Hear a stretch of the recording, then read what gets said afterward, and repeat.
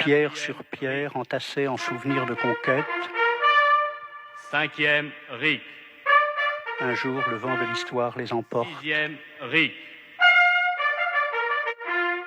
حجرة على حجرة مبنيين لذكريات الاحتلال. في يوم من الأيام هبت ريح التاريخ وحطمتهم. 21e RIC. 22e RIC. Pierre sur pierre, sculptée en souvenir du fracas des armes. Et un jour, les armes se retournent contre le peuple. 23e et le peuple a vaincu les armes et a changé les pierres. حجرة على حجرة منقوشين للذكريات دوي السلاح اللي رجع ضد الشعب وانتصر الشعب على السلاح وغير الحجرات.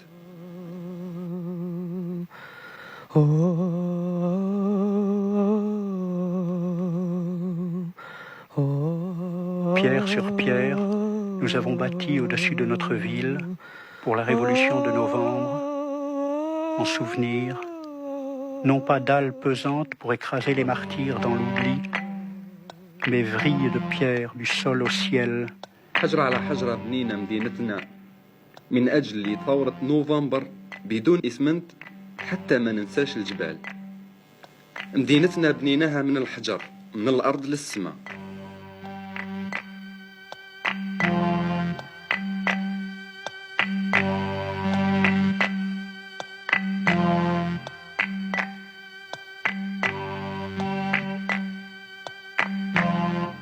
Pierre sur pierre, flamme de pierre de notre terre vers notre soleil. حجرة على حجرة وعلى الهيب حجر أرضنا في اتجاه شمسنا.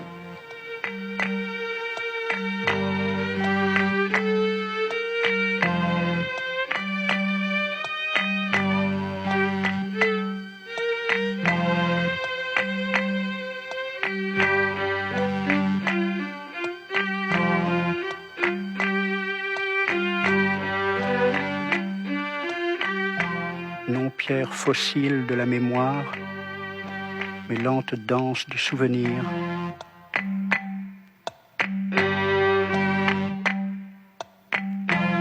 Enterrer la haine, pierre sur pierre, et au nom d'hier, veiller sur l'avenir, pierre par pierre. حجرة على حجرة دفنا الحقد باسم البارح ترجينا المستقبل.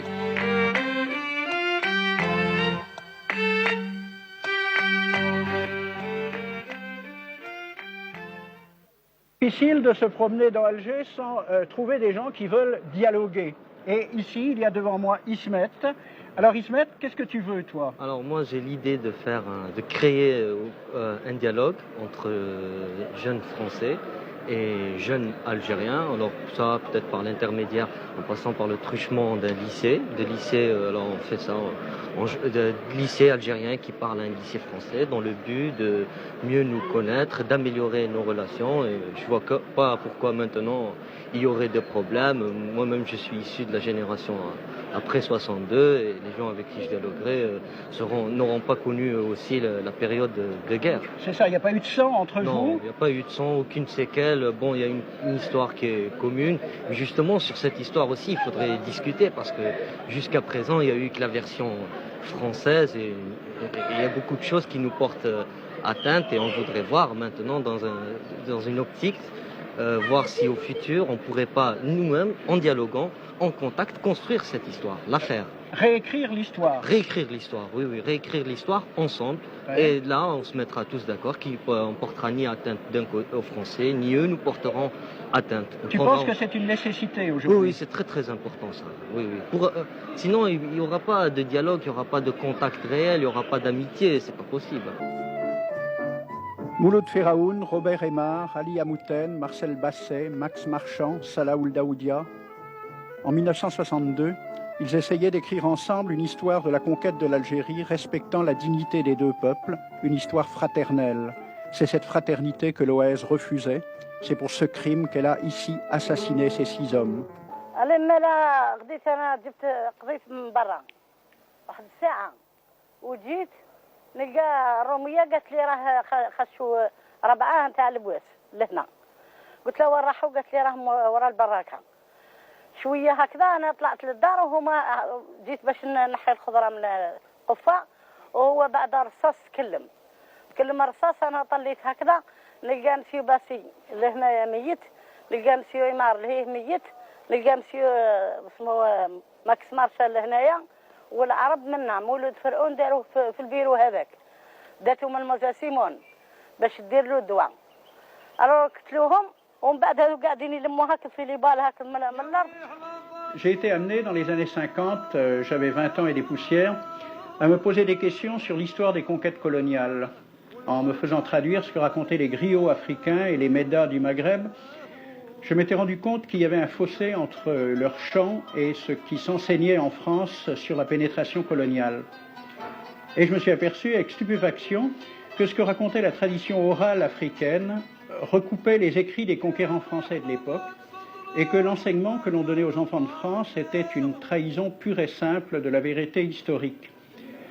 Sur l'Algérie, par exemple, tous les livres d'école racontent qu'il s'agissait d'une contrée sauvage et déserte, appelée d'ailleurs barbarie, et que la France, pour sauver son honneur bafoué par un coup d'éventail, avait conquis ce pays par une série de brillantes victoires dans le seul but d'y faire pénétrer la civilisation.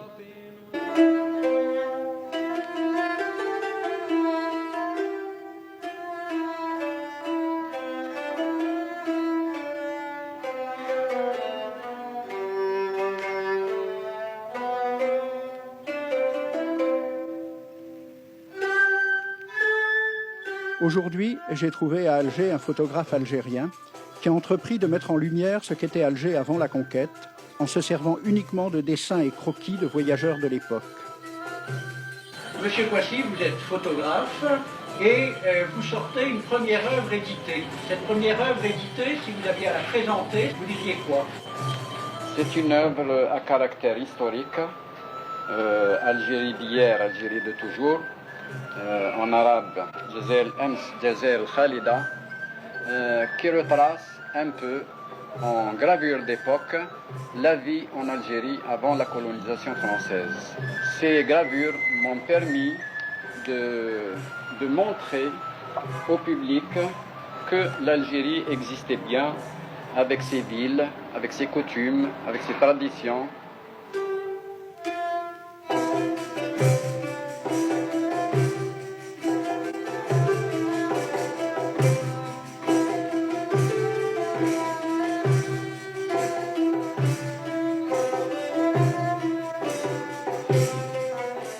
Avant de faire ce livre, j'ai organisé plusieurs expositions à travers l'Algérie, avant l'indépendance, à l'extérieur, dans les pays maghrébins, en France même, en Europe. Et j'ai constaté l'intérêt et l'étonnement que les gens éprouvaient en voyant ces gravures. Ce livre appuie d'une façon modeste, bien sûr, l'idée que l'Algérie était au même point que toutes les nations d'Europe. En cela, tous les historiens sont d'accord avec M. Kouassi. L'Algérie de 1830 était au même niveau de civilisation que les nations d'Europe méditerranéenne, l'Espagne, l'Italie, la Grèce, celles qui n'avaient pas encore été touchées par le début de l'ère industrielle.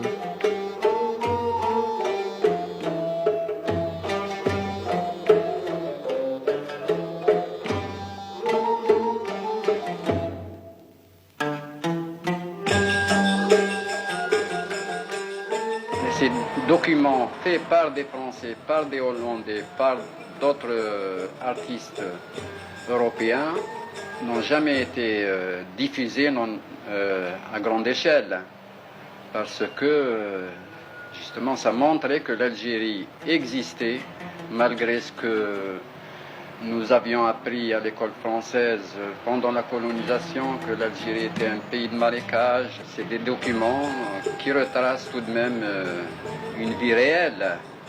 Je pense que c'est l'honnêteté, que c'est un rétablissement normal de la vérité.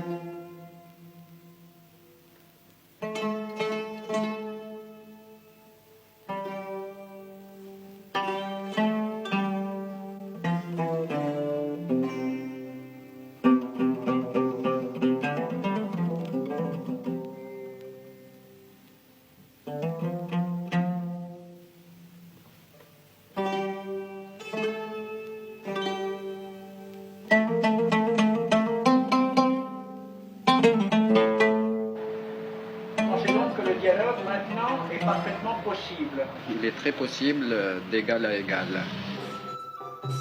C'est dans cet esprit de discussion d'égal à égal que nous avons invité Roland Bacri, le petit poète du Canard enchaîné, né à Bab el-Oued, à venir évoquer la responsabilité de sa famille, les Bacri, dans ce coup d'éventail qui servit de prétexte à la conquête. Roland Bacri, voulez-vous que nous discutions un peu de cette période de la vie de votre famille à Alger? C'est votre histoire, c'est l'histoire de France, d'Algérie et l'histoire de ma famille. On était des Espagnols de l'armée en déroute, on est arrivé à Livourne, et puis en 1770, tout d'un coup, les Bacri de Livourne sont venus à Alger. C'était des grands banquiers, des grands marchands de blé, et on nous appelait les rois d'Alger parce qu'on était très importants. Mais auparavant, une seconde, quand même, pour rétablir l'histoire dans son ensemble. Vous êtes parti d'Espagne parce que la famille Bacri juive avait des problèmes avec l'Inquisition. Ben oui, parce que tous les juifs de l'époque, ou on devenait catholique, et ma mère, elle n'aurait jamais accepté, ou alors on restait juif, mais on foutait le camp. Alors on est allé à Livourne. Mais avant, vous viviez, c'est pour rétablir un certain point d'histoire comme ça, avant vous viviez très bien avec les musulmans en Espagne. Ah, de toute façon, Bacri, même à Alger, on nous appelait les Ben Sahot. Je ne sais pas ce que ça veut dire en arabe, mais nous, des Bacri, ça existe aussi en arabe, quoi. Moi, je suis un judéo-arabe. Je ne sais pas ce que ça veut dire, mais enfin, moitié juif, moitié arabe, et maintenant moitié français. On est trois moitiés. Alors, c'est pour dire, donc, on était des Ben Sahot, je ne sais pas pourquoi, et puis Bonaparte, comme il voulait faire sa campagne d'Égypte, il avait besoin de blé. Et donc, il s'est adressé au dé hussin, le dé turc. Et il a dit qu'il voulait acheter pour 14 millions de francs or de blé pour que Bonaparte puisse aller à la campagne d'Égypte. Bon. Auparavant donc, rétablissons aussi un point d'histoire, l'Algérie n'était pas une région tellement déserte et sauvage, puisqu'elle pouvait se permettre de vendre des quantités assez considérables de blé à la France. C'est terrible. Le dé hussin n'arrivait pas à récupérer 14 millions de francs or. La France devait de l'argent au dé d'Alger. C'est ça. Et au Bacri, bien sûr, puisque nous, on était les mandataires. Alors, M. Roland Bacri, c'est Bacri qui a obtenu les créances et qui est parti les présenter en France dans l'espoir de se faire payer par le gouvernement français les dettes datant de cette commande faite par Bonaparte en 1795. En 1795 et qui, en 1827, n'est toujours pas payé. Toujours pas. Alors, donc, le consul de France reçoit mission d'aller voir le dé, ou c'est le dé qui lui demande de venir le voir? Non, c'est pareil, sur un bourricot, et il monte les petites rues de la Casbah, avec des poternes, des lanternes, enfin tout ce que vous connaissez, la Casbah d'Alger. Hein, et il arrive au palais qu'on a appelé par la suite le palais de l'Éventail. Vous connaissez, dans la Casbah, il y a le palais de l'Éventail, du coup d'Éventail. Bref, il arrive là-bas, et puis, d'abord, c'est tiens mon frère, enfin tout ça, c'est toutes les salam alek d'usage, hein. Et ça tourne vite à l'aigre. Il se traite de tout, et l'autre, un il prend la mouche, l'autre il prend le chasse-mouche, et il donne un coup sur la... Alors, point historique, c'est un chasse-mouche ou c'est un éventail. Bref, le consul, il est le tout rouge de la gifle, et ainsi de suite, il repart là-bas, et puis il dit, voilà, ils m'ont donné une gifle, etc. Et l'autre, en colère, il dit, bon, ben, puisque c'est comme ça, il appelle le général de Bourmont, garde à bout fixe, allez rompre les négociations, ils rompent les négociations, et on va envoyer les troupes à Sidi Ferruche, parce que là-bas, il paraît qu'il y a une plage terrible. Et c'est en 1830 que vous savez que les troupes françaises ont débarqué. Voilà. Monsieur Bacri, vous dites, pour défendre l'honneur de vos aïeux, que la dette française n'avait pas été réglée au dé. Ça, c'est un fait, c'est sûr. Mais est-ce qu'elle n'avait pas été réglée au Bacri? Parce que... C'est très compliqué. C'est pas si compliqué que la science d'argent, c'est compliqué si on se réfère aux historiens qui ne sont pas comme vous, des historiens de rien. Oui, je sais. Il y a monsieur Charles-André Julien, qui est un grand spécialiste des questions, qui vous a écrit, il y a quelques années, « Mon cher Bacri, tu as touché en 1800 un premier acompte de 3 175 000 francs, puis un second de 1 200 000 francs grâce à l'intervention de ton ami Talleyrand. Pardon. Tu lui avais d'ailleurs considérablement graissé la patte. Et tu lui avais tellement graissé la patte qu'il en était devenu boiteux. C'est passé dans l'histoire. En 1819, ce même boiteux t'a fait obtenir 7 millions par un vote des chambres. Tu as fait une admirable affaire et du même coup roulé le dé d'Alger, qui était le seul créancier valable et qui n'a pas touché un sou. D'où le coup d'éventail. Tu as quand même une lourde responsabilité familiale. Il faut reprendre l'histoire telle qu'elle est. Cher Bakri, c'est justement ce que souhaitent les Algériens qui n'ont récupéré en 1962 dans les bâtiments officiels d'Alger que bien peu de documents d'archives. Ces quelques documents et les recherches d'historiens permettent déjà d'établir que même si Joseph Bakri, en gardant à son compte les sommes qui lui furent versées pour régler une partie des dettes françaises au dé, a une grande responsabilité dans le coup d'éventail, ce coup d'éventail ne fut guère qu'un prétexte.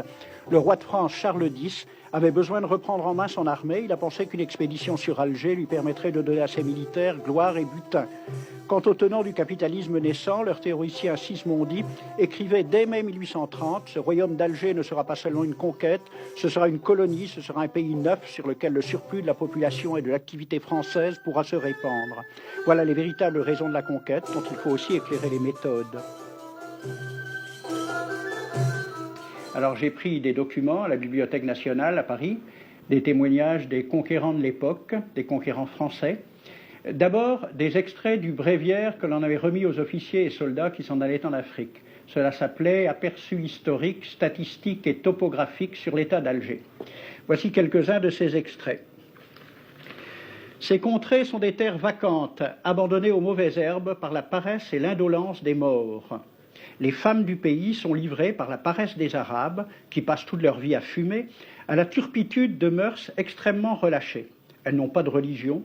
Beaucoup doutent qu'elles aient une âme immortelle et croient qu'elles ne sont faites que pour la reproduction.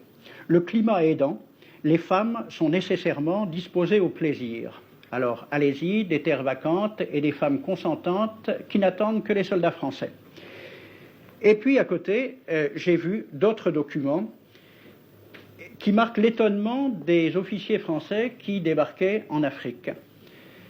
C'est Campagne d'Afrique en 1830 par un officier du corps expéditionnaire.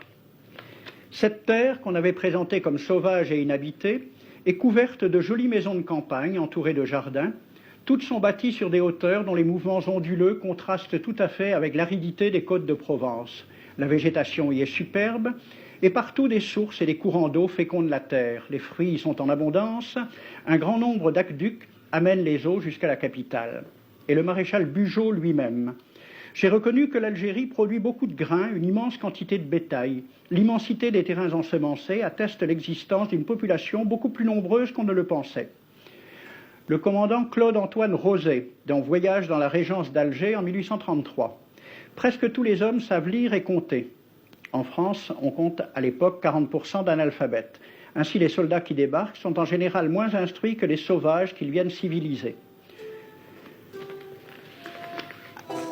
Le ministre de la guerre de l'époque, il s'appelait Girard. Il faut se résigner à refouler au loin, à exterminer même la population indigène. Le ravage, l'incendie, la ruine de l'agriculture sont peut-être les seuls moyens d'établir solidement notre domination. Savary, duc de Rovigo. Apportez des têtes, bouchez les conduites d'eau avec la tête du premier bédouin que vous rencontrerez, au nom bien sûr de la civilisation. Christian, dans l'Afrique française, un détachement de l'armée parti d'Alger surprend la tribu désarmée des Olifia et massacre sur le champ tous les hommes, femmes, enfants, sans distinction. On parlera de 12 000 morts. Les troupeaux raflés aux Olifia seront vendus au consul du Danemark. Quant au reste du butin, il fut exposé au marché de Babazoun. On y voyait des bracelets de femmes, encore attachés à des poignets coupés, et des boucles d'oreilles pendant à des lambeaux de chair, au nom de la civilisation. Le colonel François de Montagnac. Selon moi, toutes les populations qui n'acceptent pas nos conditions doivent être rasées. Tout doit être pris, saccagé, sans distinction d'âge et de sexe. L'herbe ne doit plus pousser là où l'armée française a mis le pied.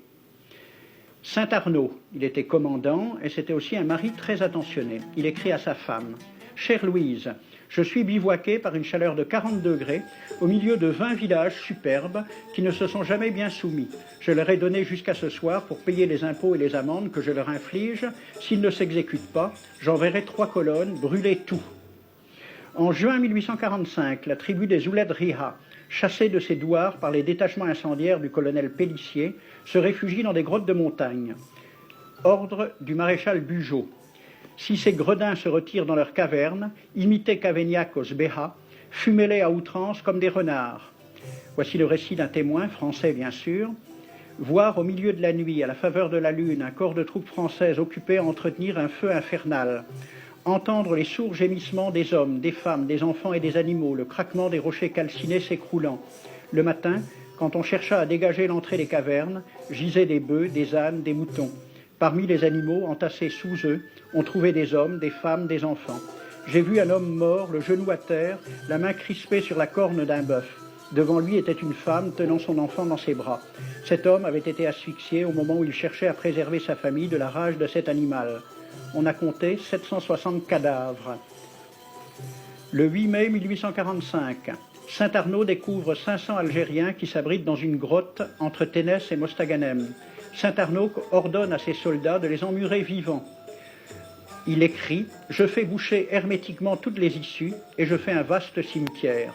La terre couvrira à jamais les cadavres de ces fanatiques. » C'est à peu près ce qu'ont dit les Allemands en massacrant le village d'Oradour-sur-Glane. Montagnac, toujours lui, le colonel. Voilà comment il faut faire la guerre aux Arabes. Tuer tous les hommes jusqu'à l'âge de 15 ans. Prendre toutes les femmes et les enfants.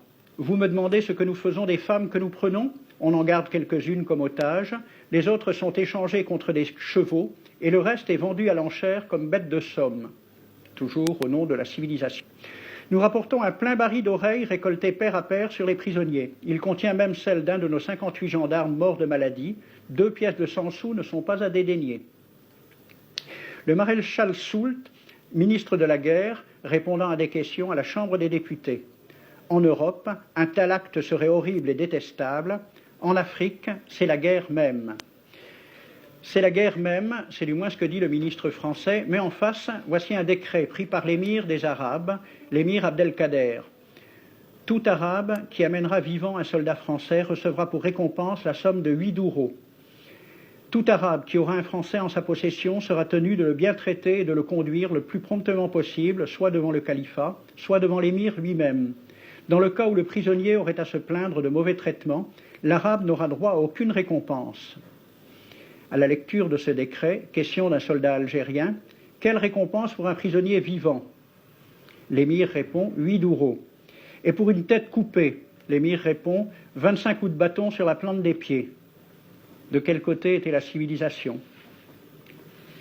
J'ai donc fait ce film avec les citations et des dessins et gravures qui étaient à la Bibliothèque nationale à Paris, et j'ai proposé le film à la Ligue de l'enseignement pour qu'il soit projeté dans les lycées et collèges de France et de Navarre. La Ligue de l'enseignement l'a refusé avec cette appréciation. Quoique très correctement réalisé et basé sur des documents indiscutables, ce film va à l'encontre de toutes les idées qui servent de base à l'enseignement de la pénétration française en Afrique du Nord, ce qui rend sa diffusion impossible. C'était reconnaître que l'enseignement n'avait pas pour but l'éducation, c'est-à-dire l'ouverture vers la réalité, mais l'endoctrinement au service d'une idée politique, ici le colonialisme. C'est cet enseignement, cette information de type colonial dont les Français ont été abreuvés qui a contribué à creuser le fossé en gommant toutes les luttes menées par les Algériens dont le combat ne s'est pas arrêté avec l'exil d'Abdelkader.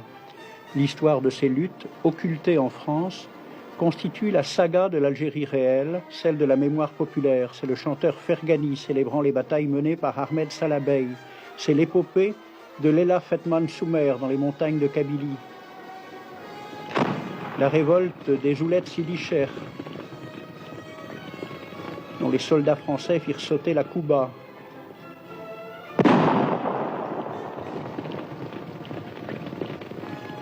Une trame de levée populaire, d'embuscade, de guérilla remettant 100 fois en cause la conquête.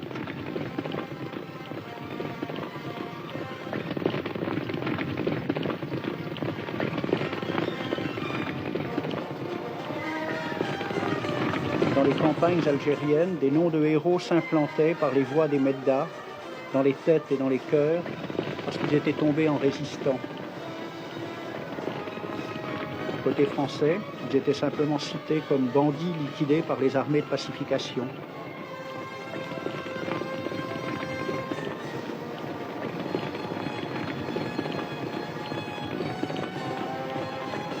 Areski Ben Béchir, Abdoun Ben Ahmed Ben Saïd, Kaddour Ouziane El Kalaï, Yacoub Ben Soltan, Sisliman, El Mokrani. Des jalons d'une longue histoire. À chaque levée populaire, la répression s'abattait, l'administration coloniale confisquait de nouvelles terres et implantait de nouveaux colonisateurs. Des colonisateurs qui, aux yeux des populations algériennes, ne pouvaient être que des usurpateurs de titres, de droits, s'appropriant par la force les terres les plus fertiles. Aujourd'hui, on peut dresser la liste des révoltes et des répressions, des spoliations, une carte des révoltes algériennes, jalonnée d'oradours.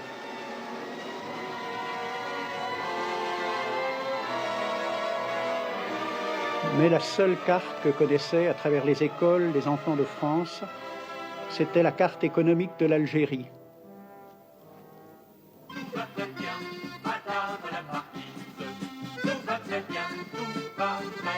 Agrémentée quelquefois de dessins montrant en fait une province française bien pacifique, bien mise en valeur, où poussaient blé, vignes et arbres fruitiers, où le facteur arrivait à l'heure et le médecin au premier appel. Une vision idyllique, sans aucun rapport avec la réalité. C'est l'autre aspect de l'histoire restée vivace dans les mémoires populaires, que des peintres algériens ont collectivement entrepris de mettre en image, depuis les révoltes contre les conquérants romains jusqu'à la révolution qui amena l'indépendance. Le collectif pictural a été placé sous la direction de Mohamed Issiakem, peintre algérien internationalement connu pour son talent, et connu aussi en Algérie pour son esprit anticonformiste. On a considéré que les artistes algériens ne se supportaient pas les uns les autres. Nous leur donnons ici même la preuve qu'ils peuvent écrire leur histoire ensemble. Vous les voyez bien tous, tellement différents les uns des autres qu'on ne le sent même pas.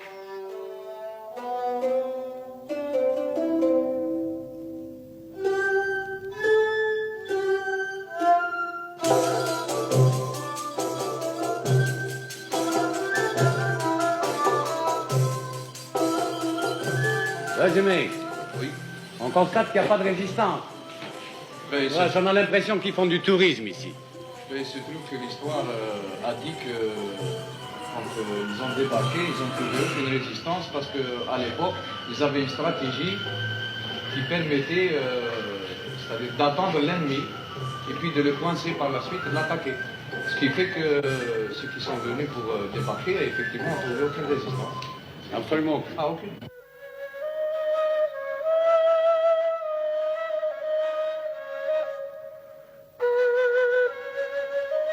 Autrement dit, vous êtes en train maintenant de rendre à l'Algérie toute une image qui lui a été confisquée par le colonisateur. Absolument, absolument. Et sans haine. Sans haine, à partir d'une documentation très sérieuse, nous essayons de faire le maximum, d'être objectifs. Nous ne voulons pas tricher. Nous ne voulons pas tricher. Est-ce que Sidi Ferruch a existé? Bon, Djemé l'a vu ainsi. Est-ce que la bataille de Harrach a existé? Monsieur Sahouli l'a vu à sa manière. Nous laissons chacun interpréter à sa manière l'épisode, Donc il s'agit autour de l'histoire d'un peuple de créer une entreprise à la fois où chacun peut s'exprimer individuellement, oui, mais à l'intérieur et avec le soutien d'une collectivité. Absolument, et à partir de données scientifiques très sérieuses. Vous avez donc des historiens qui travaillent Absolument, avec vous. nous travaillons en collaboration. Avant l'indépendance de l'Algérie, il y a quand même eu des peintures qui ont été faites sur l'Algérie par des peintres étrangers. Bon, si vous voulez nous ramener un petit peu aux orientalistes, aux orientalaneries, parce que vous savez, moi je suspecte tout ce qui a été fait par les orientalistes. Sincèrement. On les appelle orientalistes, je me demande pourquoi d'ailleurs. C'était peut-être des touristes, ils appartenaient à une collectivité, peut-être. Bon, ils ont essayé d'imaginer certaines batailles, mais ils ne les ont pas vécues. Ce sont des informations suspectes qu'ils ont recueillies chez Je ne les appelle même pas des envahisseurs. Mais notre histoire doit être de toute manière racontée, et je ne vois pas pourquoi les artistes ne se réuniraient pas à partir des apports des historiens, pourquoi ils ne raconteraient pas leur histoire. Et je vous dis, cette histoire se raconte très simplement. Et si de temps en temps vous avez un petit drapeau bleu, blanc, rouge, c'est tout simplement parce que le drapeau bleu, blanc, rouge représente l'envahisseur, le colonisateur. Il avait un drapeau bleu, blanc, rouge. Il n'y a absolument aucune haine. On veut être objectif et raconter l'histoire d'une manière très honnête, très saine. Les rapports avec les Européens, avec les Français, bon, il faut bien comprendre qu'on vivait au temps de l'Algérie française. C'est-à-dire que l'enseignement, d'abord, était en français. Moi, j'allais à l'école française avec des enfants français ou européens. Et les indigènes, comme on nous appelait, étaient minoritaires à l'école. Bon, évidemment, quand on est enfant, ces choses-là passent au second plan, parce qu'il y a la camaraderie d'enfance. Il ne peut pas y avoir de racisme entre des enfants, mais il y a leurs parents derrière. Et le faux rapport, le mensonge, un enfant le sentait très vite.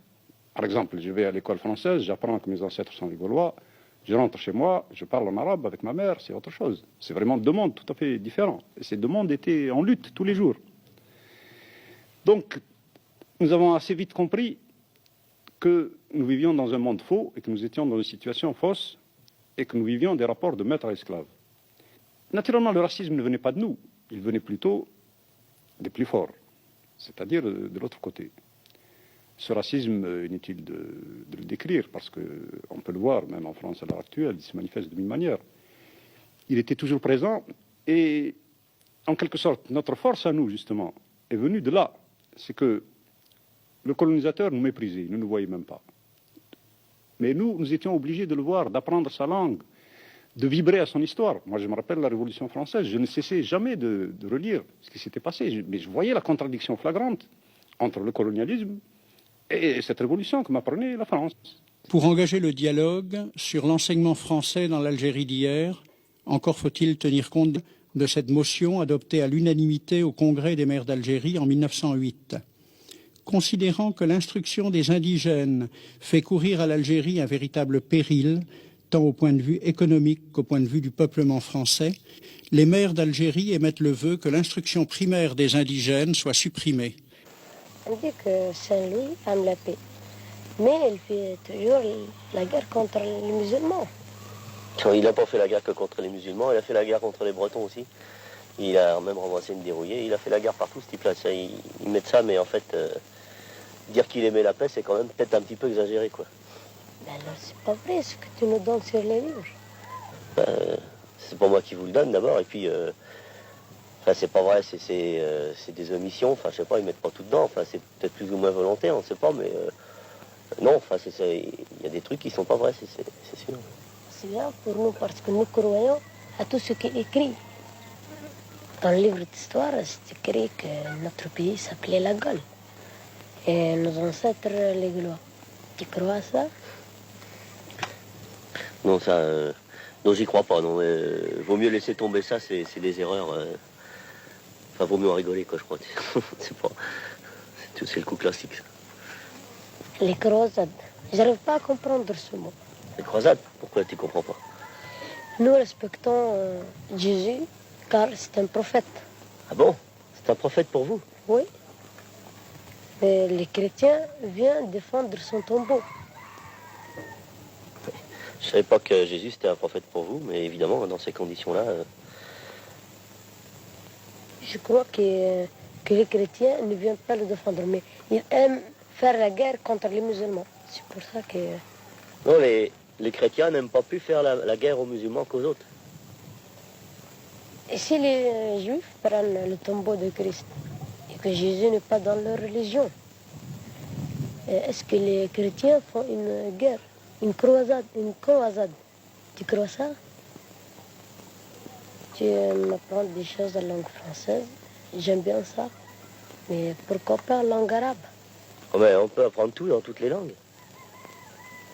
Pourquoi pas en arabe maintenant?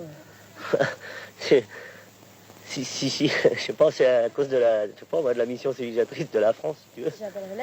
Comment? Je dis, tu t'en moques de moi? C'est peut-être après des conversations de ce genre avec ses élèves que Roger s'est rendu compte de ce que l'on attendait de lui. Former du bétail pour l'exportation.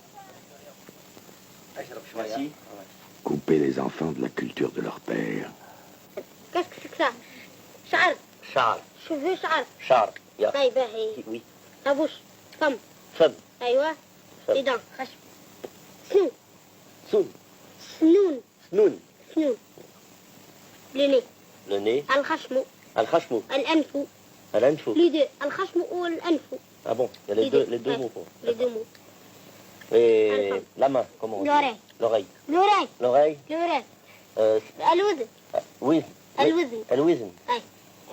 La main. اليد. Yad. يد. Yadon. يد. La maison. La maison. الدار. Ad-Daru. الدار. الرجل. الرزق. Al-Rijl. والساق. لح. طبعا. La barbe. لحية. L'Akhia. لحية. Rakhiatan. لحية. Rakhiatan. قول بالكدا لحية. Gourbil. لا قلت لك لحية. Lakhiatan. انكا. Lakhiatan. لحية. Lakhriatan. لح. Lakh. يا. Ya. تن. Tan. لحية. Lakhiatan. لحية. Lakhiatan. لحية. Lakhiatan. Et la France, ils ne connaissent même pas les préfectures. Et pourtant, qu'est-ce que nous formons? Beaucoup d'entre eux vont travailler en France. L'industrie française a besoin d'eux. Un de vos élèves m'a dit que si Saint-Louis était mort devant Tunis, il n'avait qu'à ne pas y venir. Je peux difficilement admettre ce genre de réflexion. C'est moi qui l'aurais appris ça. Et oui, quand même. C'est bien d'adapter le calcul aux problèmes locaux. Mais, encore une fois, monsieur Lafloche, il risque d'être perdu au certificat. Nous en sommes encore aux histoires de trains qui partent d'une gare pour aller dans une autre gare. On a jamais vu de train. Ou de baignoires et de robinets, les problèmes de robinets. J'ai jamais vu de baignoire ni de robinet, non. Et ils en verront quand ils iront en France. Puis ça va bien comme ça, hein, avec vos robinets, vos baignoires, vos trains, vos machins, vos Saint-Louis et vos bouquins racistes. Tenez, je m'appelle Le Flore, pas Le Floc, ni Le Floche, c'est un nom breton. Allez, quel nom, monsieur l'inspecteur? Ça se dit comme ça. Allô? Allô? Ah, docteur Crépin. Oui. Inspecteur Janvier. Non, pas inspecteur de police. De l'éducation nationale. Vous êtes tout excusé. Par les temps qui courent, on peut confondre. Oui, justement, monsieur Lafloche.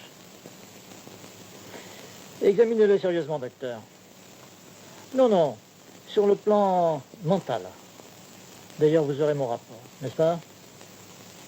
Oh, une agressivité pathologique. Qu'il se repose 1 mois, 2 mois. Merci, docteur, merci. J'étais un bon sujet, bien sage.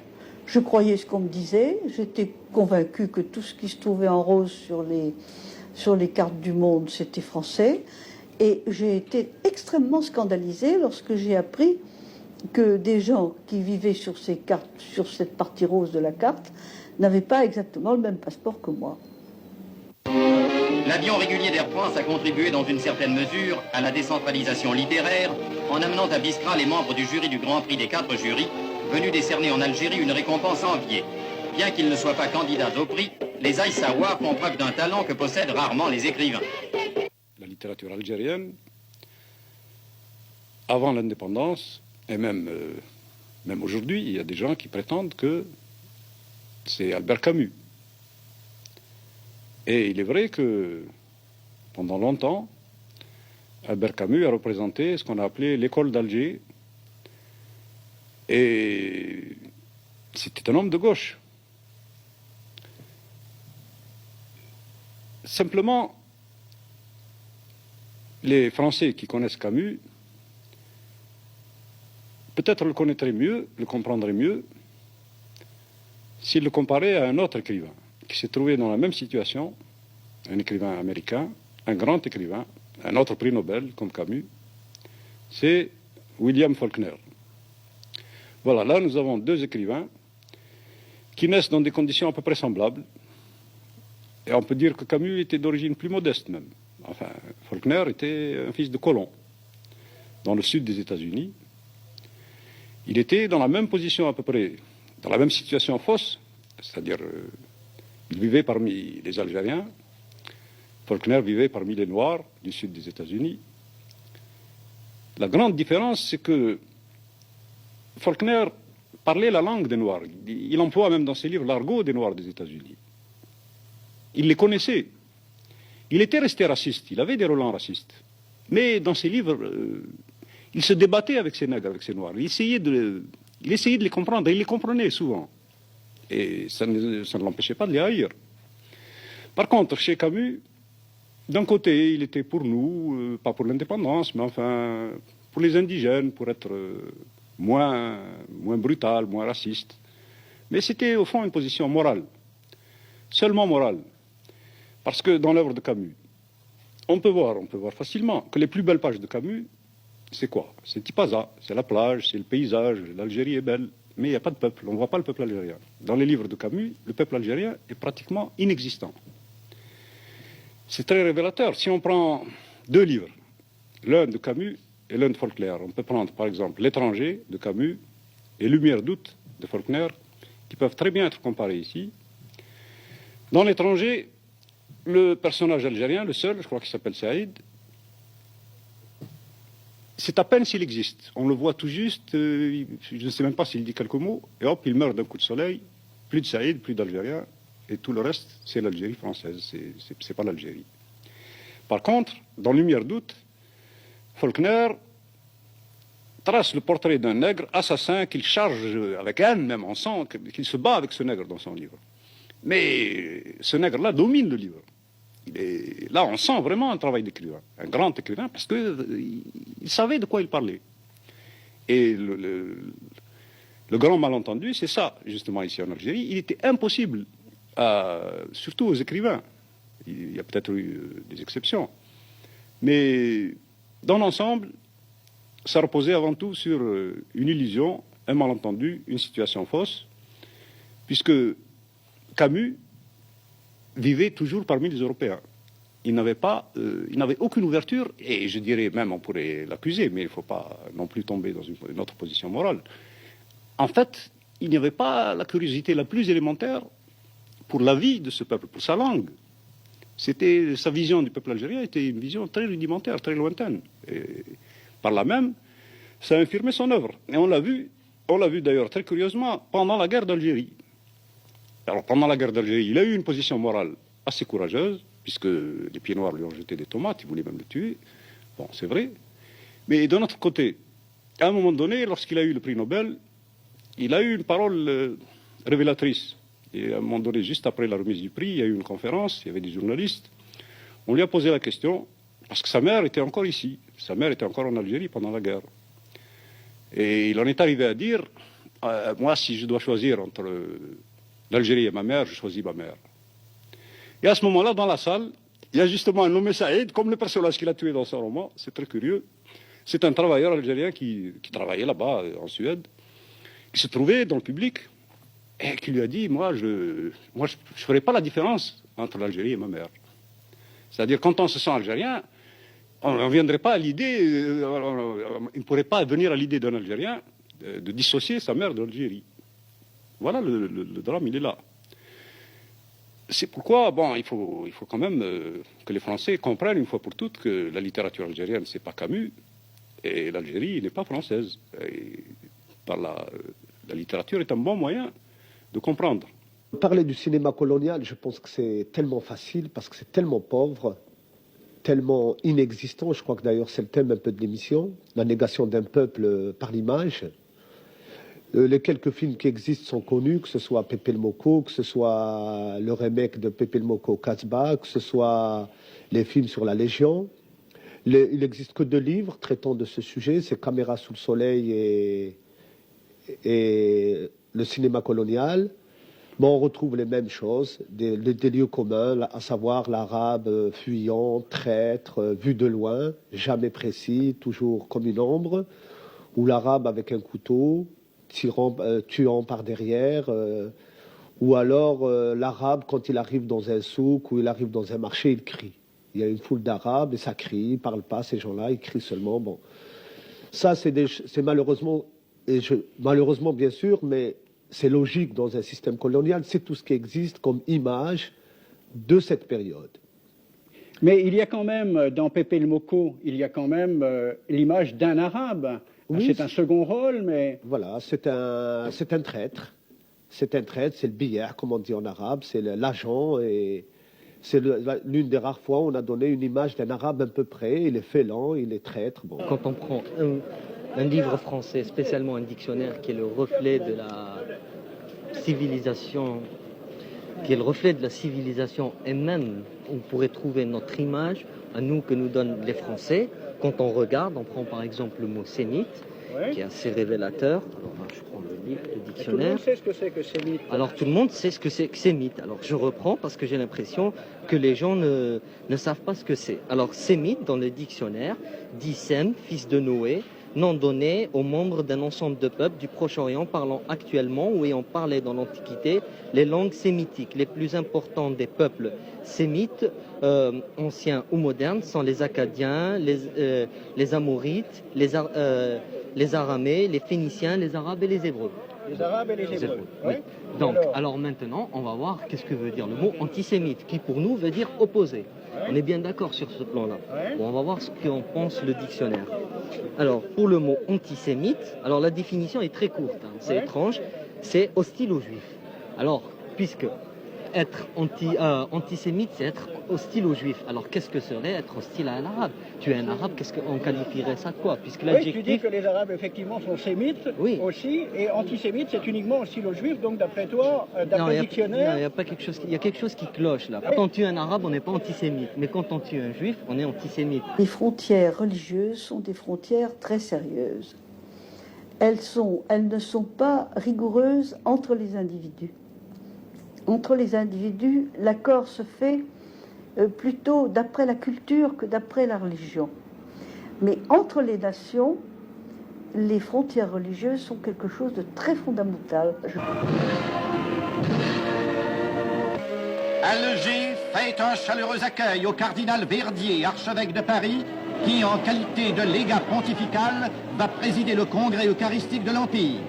Pour la messe en plein air, un autel monumental a été dressé au bord de la mer.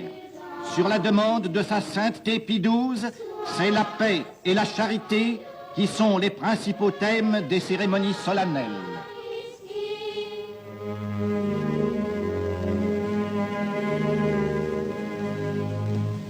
Je connais énormément de mariages mixtes, très heureux, entre Français ou Françaises et Algériens ou Algériennes. Mais ceci, l'accord des individus est une chose et l'accord des collectivités est une autre. Lorsqu'il y a différence religieuse entre deux populations, le moindre déséquilibre économique est ressenti avec une aigreur extrême. Or, entre la France et l'Algérie, il y avait deux dissemblances, qui étaient premièrement la dissemblance religieuse et deuxièmement la dissemblance économique. De tous les points de l'Empire français, chaque jour, de nouveaux contingents s'embarquent à destination de la métropole. D'un même cœur, d'un même élan, ils viennent apporter leur aide à la France en guerre.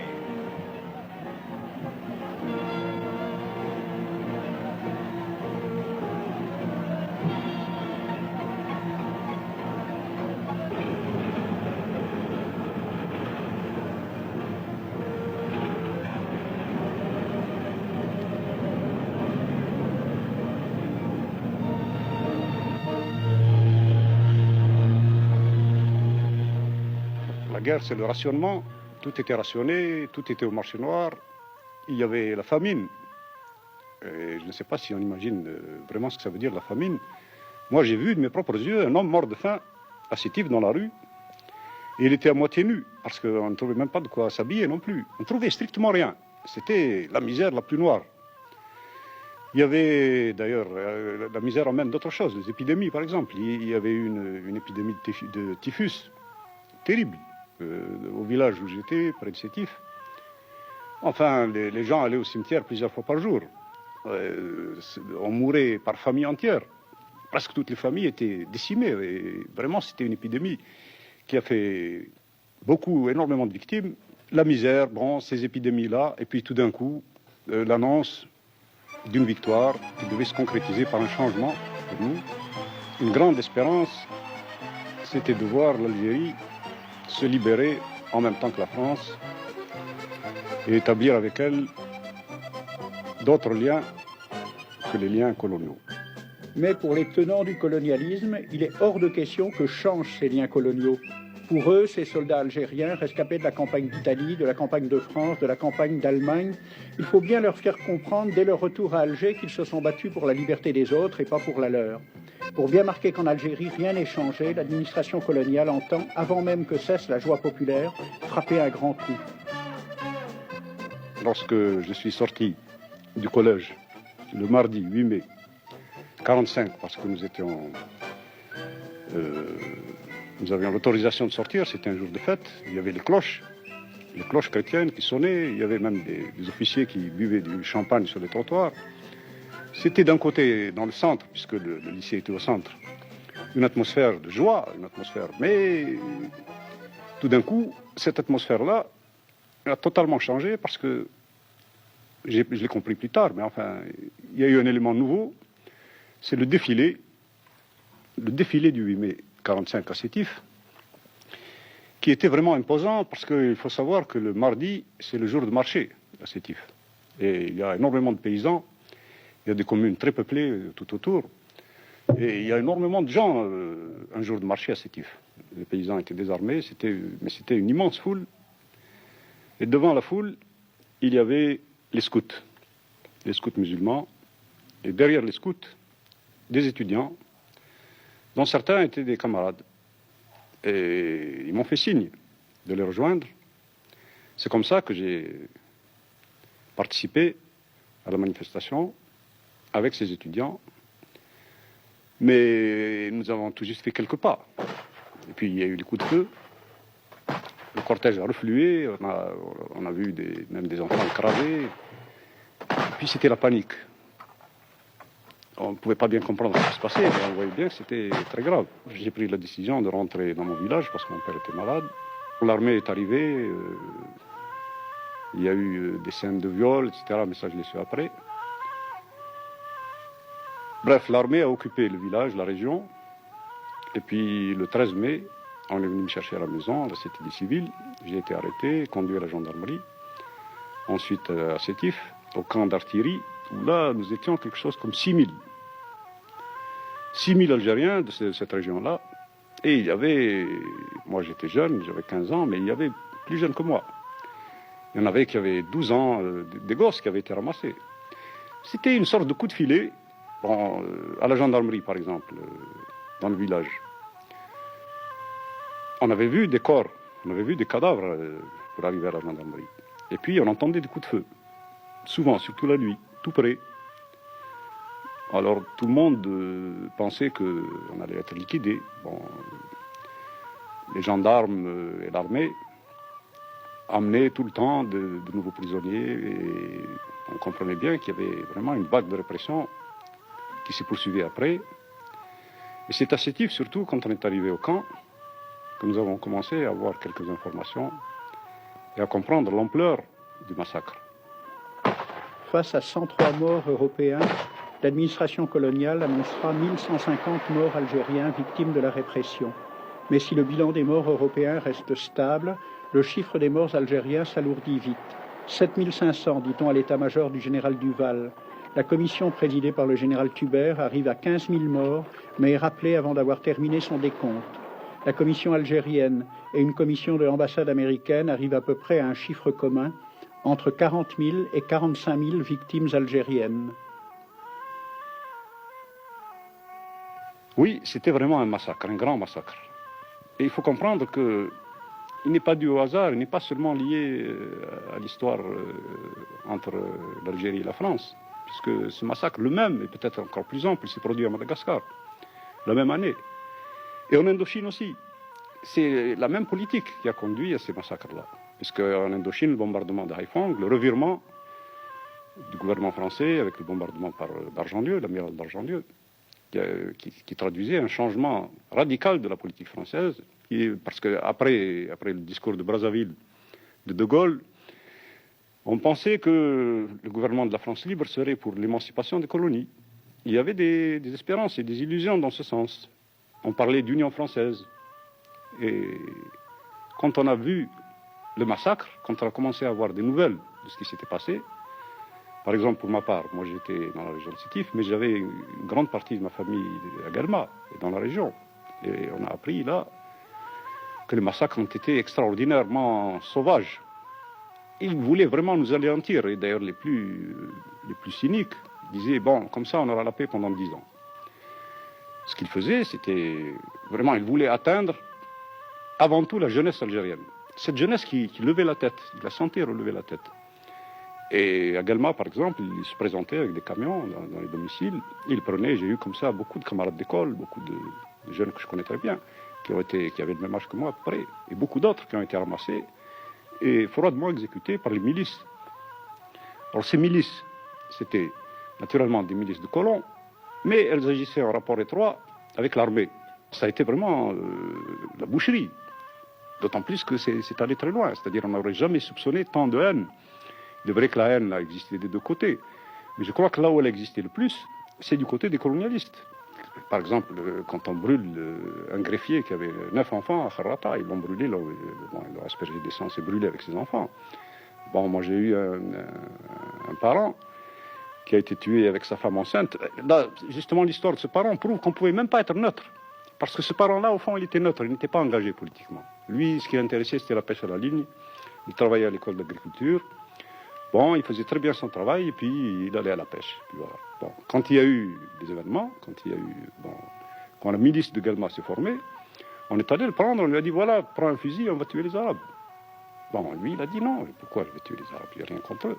Bon, ben à ce moment-là, on l'a immédiatement fusillé, sa femme l'a entendu tomber, elle est venue en criant, enceinte, ils l'ont tué, et son fils, 10 ans, pareil, et c'était pareil, ça a été, dans toute une région, ça a été ça, systématiquement.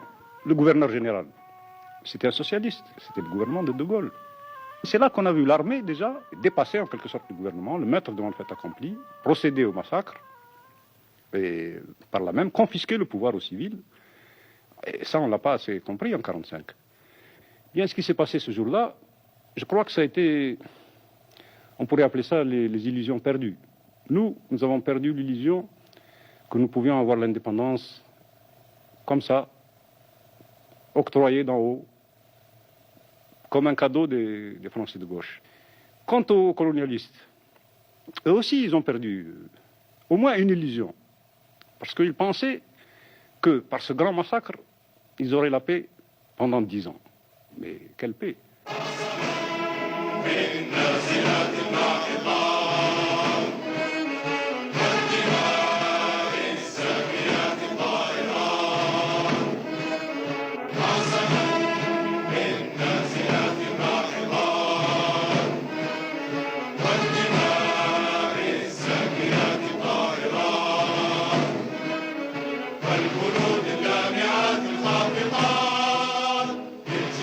الشامخات الشاهقات